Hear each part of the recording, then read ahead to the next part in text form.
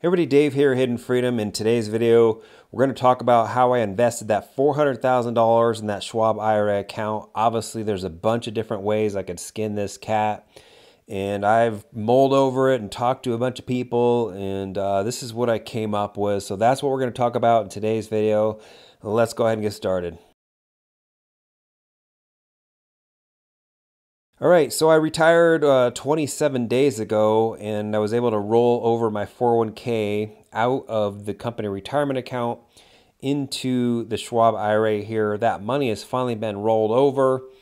Took a few weeks or so, and on Monday I was able to pretty much invest it all how I see fit. And obviously, there's a ton of different things I had in mind I could have done with it. And ultimately, we're going to just go through what I decided to do. Obviously, everybody's going to probably comment and say, oh, why didn't you do this or why didn't you do that?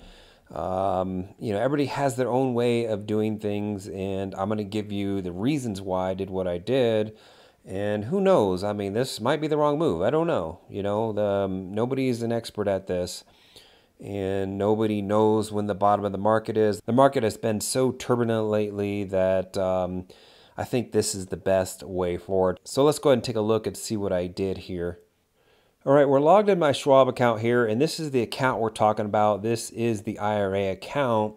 So what I ended up doing was I ended up buying $183,000, almost $184,000 worth of JEPI there. So I was really on the fence, to invest that $403,000 roughly into JEPI, because that would bring in $31,000 of income. And I just had a hard time putting that 400 and some odd $1,000 into JEPI because the market's just been so turbulent lately, and I didn't really want to just throw that amount of money at it without getting some sort of discount. Now, granted, I think the market's come down where it is a discount, right? Some could argue, say that's a pretty good discount, 10% off or 8% off or something like that, but the market could go down another 30, could go down another 50, it could go down 0. We don't know, and I don't know myself. So I decided to put $184,000 into there, and that gave me enough capital to set aside to open up 6 contracts against SPY here. So at the 365 level there. Expiry is June 24th. So I collected $3,556 there. Obviously, I'm already down in that just because the market's had a really tough week already. So I'm already down 21% in those options, but that's fine because that 365 level there gives me roughly about, I think, a 9% decline on the SPY, at least when I opened them. It might not be that now, but a 365 level gives me a discount there. So that 200 and some odd $1,000 that's sitting on the side, and I don't know what that is. So it's 365 times 6. Times 100. So roughly $219,000 there set aside, and I'm going to get a discount on that if it gets assigned. If it gets down there, it gets assigned. But the reason I did it this way is because I still get income from JEPI up here, and I also can play the upside with JEPI as well, right? I don't want to go through this decline that we're having here without having some skin in the game either, right? Some people can say, well, this is the wrong move. You should wait for market to come down 50% or something like that. Well, this is a retirement account. I can't draw off this anytime soon anyway. I'm not going to Rule 72T it most likely anyway.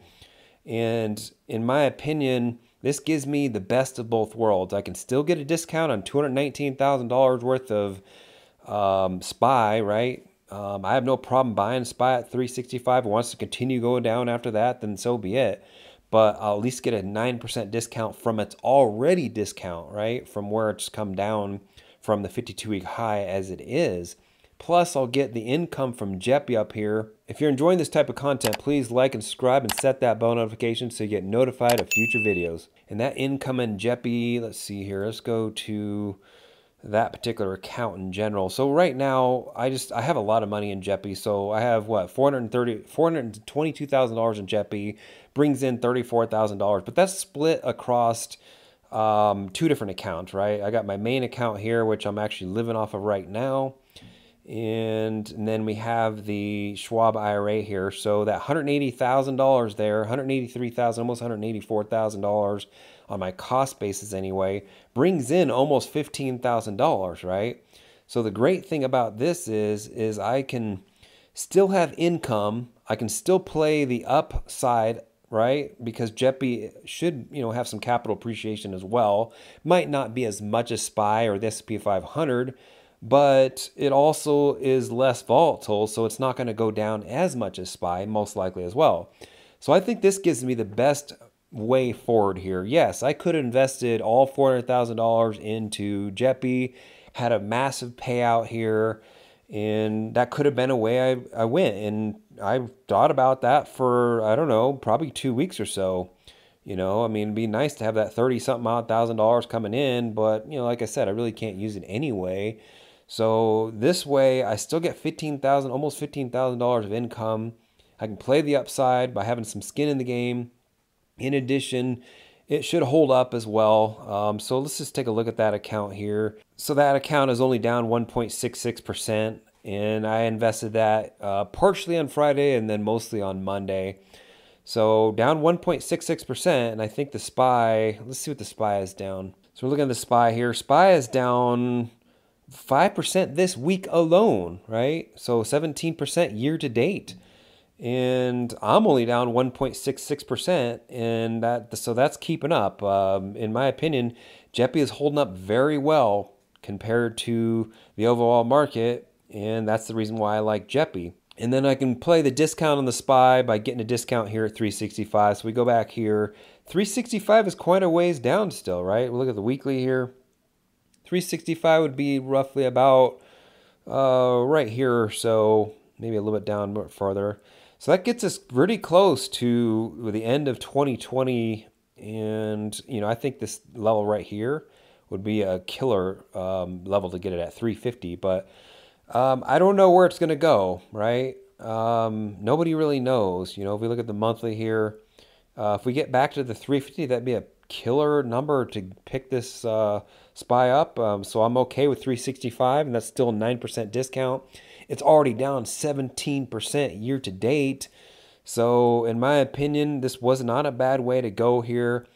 And I can make some money here, $3,556 there for roughly, I think it was like 43 days DTE or something like that. And if the market just goes up, that's fine. I can play it with the JEPI there, right? If the market just goes sideways, then I can still just make income from JEPI as well. Not to mention these would expire worthless. I'll keep the $3,356 and open a whole nother set, right? Yes, I could have done 11 contracts on SPY, collected a boatload of money, but, I would have had to buy all of it at 9% discount, and I would have no income technically if the market went down and got assigned, other than the 1 point whatever percent yield it is. And if the market just went up, then I would just have banked that $5,000 or whatever it would have been over here instead of playing the long side of JEPI as well. So I think this gives me the best of all three scenarios, right? The market goes down, I still get a discount. The market stays right where it is. I still make income from SPY, plus I still make some income from JEPI. If the market goes up, I still make this $33.56 here, guaranteed. I still get the 8% yield that pays monthly out of JEPI. And so this is the best of all worlds. And this going back here to the overview. So that brings my income up to $56,000 and, minus the HSA there, which is actually invested into XYLD. So I think that's the best way to go forward. I'd love to hear down in the comments what you would have done if you had a lump sum amount of money in your tax deferred account. You're quite a ways off from still collecting that cash, right? Because I'm not near 59.5 anytime soon. I still might Roth convert a small amount every year.